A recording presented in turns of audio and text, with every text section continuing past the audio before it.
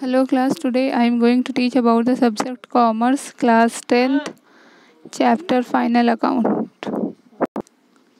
In last video I have discussed about trading account, and in this video we will solve some questions related to the trading account. Prepare a trading account from the following balance in the book of Shri Chetan and pass the necessary closing entries. इसमें हमको क्या करना है कि इसमें opening stock दिया हुआ है, उसका अमाउंट दिया हुआ, सेल्स है, परचेज है, फिर है sales return, purchase return, railway freight, factory light, coal and gases, power and fuel, wages and salary. Closing stock दिया हुआ है 31 मार्च 1999 इनका जो है 25,500। तो इस क्वेश्चन में हमको सबसे पहले हमको ट्रेडिंग अकाउंट प्रिपेयर करना है, और हम लोग जानते हैं कि ट्रेडिंग अकाउंट जब प्रिपेयर किया जाता है तो at the end of the year 31 मार्च को हमको ट्रेडिंग अकाउंट प्रिपेयर करना है। और लास्ट वीडियो में हमने इसका फॉर्मेट, ट्रेडिंग अकाउंट का फॉर्मेट जो है वो शो किया था, बताया था, स्पेसिमेन बताया था। और दूसरी चीज़ ट्रेडिंग अकाउंट में वो सारे एक्सपेंसेस और इनकम लिखे जाते हैं जो डायरेक्ट होते हैं, डायरेक्ट इनकम और डायरेक्ट एक्सपेंसेस। जो डायरेक्ट एक्सपेंसेस होते हैं they are written by debit side and direct income are written credit side. Opening stock, ये हम लोग ने पूरा फॉर्मेट पढ़ा था। सबसे पहले हम लोग ओपनिंग स्टॉक लिखेंगे। ओपनिंग स्टॉक कितना है 20,000। फिर उसके बाद क्या, परचेजेस कितना लिया गया 80,000 परचेजेस है।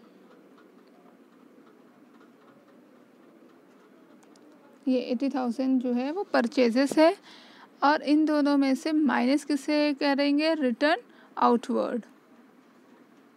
रिटर्न आउटवर्ड के यहाँ पे देख लेते हैं कितना है। रिटर्न आउटवर्ड को दो फॉर्म में लिखा जाता है, एक रिटर्न आउटवर्ड, दूसरा परचेज रिटर्न। तो परचेज रिटर्न के नाम से यहाँ पे दिया गया है 2600। तो याद रखिएगा कभी कभी क्वेश्चंस में रिटर्न परचेज रिटर्न वर्ड ना दे करके रिटर्न आउटवर्ड दे दिया जाता है, तो उसको हमको लेस करना है 2600। तो इन सब को माइनस करने के बाद कितना आया 77,400। और फिर उसके बाद रेलवे फ्रेट दिया होता है, factory lighting, coal and gases, power and fuel, wages and salary, ये सारी क्या डायरेक्ट एक्सपेंसेस है। तो हम लोग सारे डायरेक्ट एक्सपेंसेस के अमाउंट लिख देंगे। इसी तरह से क्रेडिट साइड क्या है, सेल्स दिया हुआ है और रिटर्न इनवर्ड दिया हुआ है। यह रिटर्न सेल्स कितना है, सेल्स कितना अमाउंट दिया गया है 1,25,000 सेल्स है, और सेल्स रिटर्न कितना है 5,000। तो सेल्स रिटर्न जो होता है, चाहे उसको दूसरा वर्ड क्या लिखा होता है, रिटर्न इनवर्ड। तो इन दोनों को माइनस करेंगे। 1,25,000 में से 5,000 माइनस किया जाएगा, जिससे 1,20,000 बचेगा। क्लोजिंग स्टॉक क्वेश्चन में मेंशन था, तो क्लोजिंग स्टॉक लिख दिया गया। और क्रेडिट साइड हमेशा बाय से शो करते हैं, डेबिट साइड 2 से। फिर आफ्टर डैट ये हम लोगों का इन दोनों का बैलेंसिंग करेंगे। जब बैलेंस करेंगे तो हमारा कौन सा साइड ज़्यादा हो रहा है, क्रेडिट साइड ज़्यादा हो रहा है। जब क्रेडिट साइड डेबिट साइड से मोर देन होगा, इसका मतलब क्या हुआ कि प्रॉफिट हो रहा है। तो प्रॉफिट कितना हो रहा है उसको ट्रांसफ़र कर दिया जाएगा प्रॉफिट एंड लॉस अकाउंट में, क्योंकि ट्रेडिंग अकाउंट किस चीज़ को शो करता है, ग्रॉस प्रॉफिट को शो किया जाता है। तो 33,550 रुपीज़ जो है इसको प्रॉफिट हुआ, जो कि किधर लिखा जाएगा, डेबिट साइड। तो ये जनरली एक फॉर्मेट है किसका है, ट्रेडिंग अकाउंट का। अगर क्वेश्चन में ट्रेडिंग अकाउंट दिया है तो हमें आप ओपनिंग स्टॉक पर फोकस करना है, क्लोजिंग स्टॉक पर, परचेसेस दिया हुआ है, सेल्स दिया हुआ है वो लिखना है। फिर उसके बाद सबसे ज़्यादा इम्पोर्टेंट चीज़ क्या होती है कि किस साइड को हम डेबिट करेंगे, किस चीज़ को हम क्रेडिट करेंगे। तो जितने भी डायरेक्ट एक्सपेंसेस होंगे वो हमेशा डेबिट होंगे। डायरेक्ट एक्सपेंसेस क्या होते हैं, वो सारे एक्सपेंसेस होते हैं जो फैक्ट्री या कोई भी बिजनेस ऑर्गेनाइजेशन उनको उस चीज़ पर खर्च करना ज़रूरी है। फैक्ट्री लाइट है जो कि नेसेसरी है। रेलवे से कोई सामान आ रहा है, कोई गुड्स आ रहा है, तो रेलवे फ्रेट देना ज़रूरी है। पावर एंड फ्यूल देना ज़रूरी है। वेजेस एंड सैलरी हमारे एम्प्लॉयज़ को वो चीज़ देना ज़रूरी है।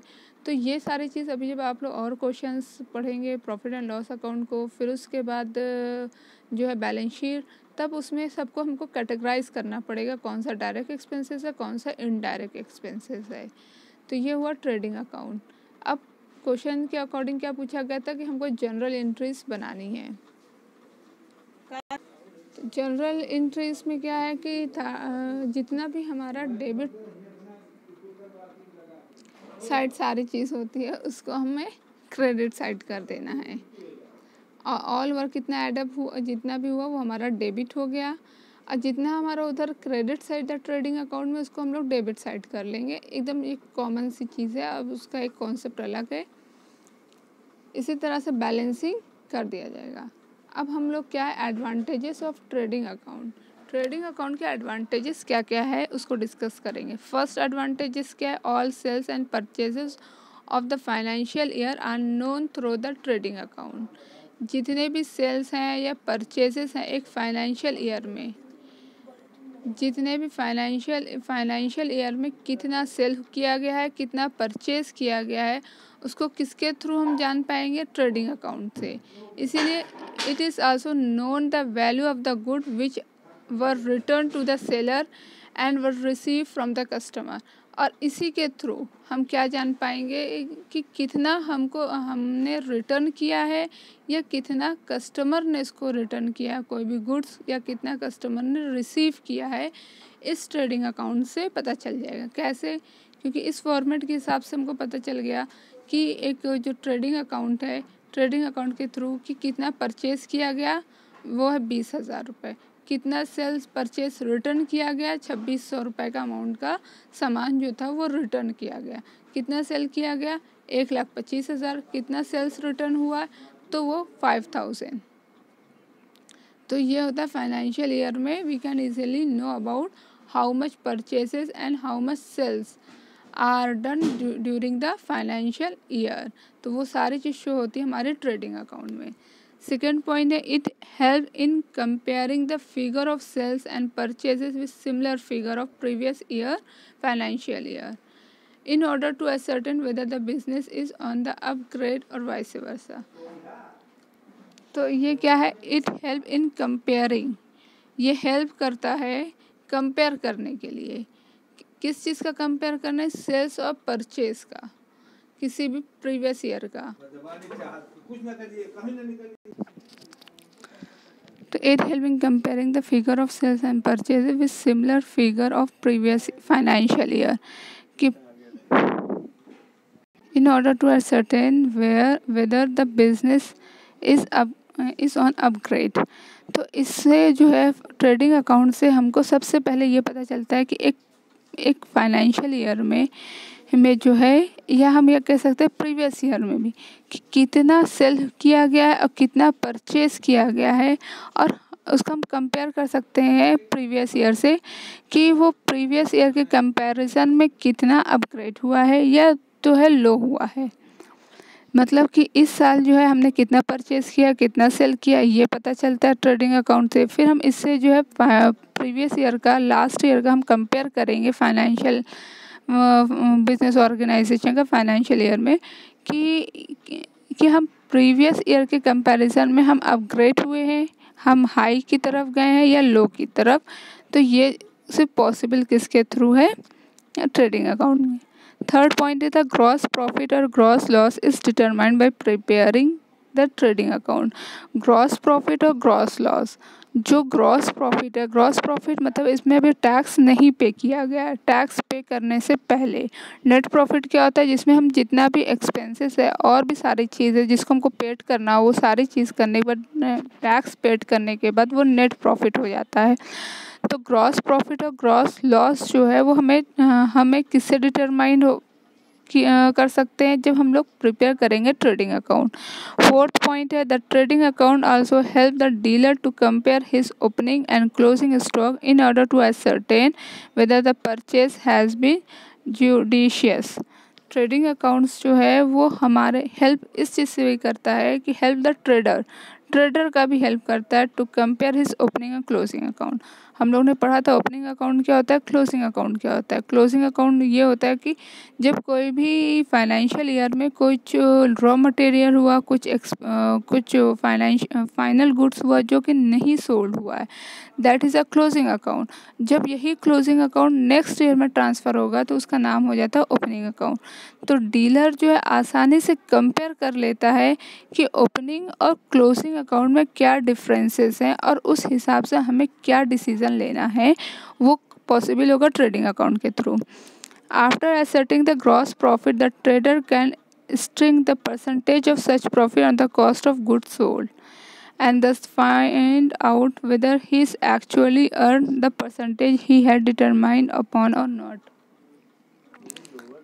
आफ्टर ascertaining मतलब ग्रॉस प्रॉफिट के बाद, ग्रॉस प्रॉफिट को ascertain करने के बाद अब यहाँ पर ट्रेडर इस चीज़ को कि कितना उसको मतलब कितना वो गुड्स सोल्ड करे जिससे कि उसको प्रॉफिट हो, और एक्चुअल प्रॉफिट हो रहा है या नहीं हो रहा है वो भी ascertain किया जा सकता है। 6 पॉइंट क्या है, another advantage secured by the percentage of gross profit is that it serve as a ready guide for adjustment sale price.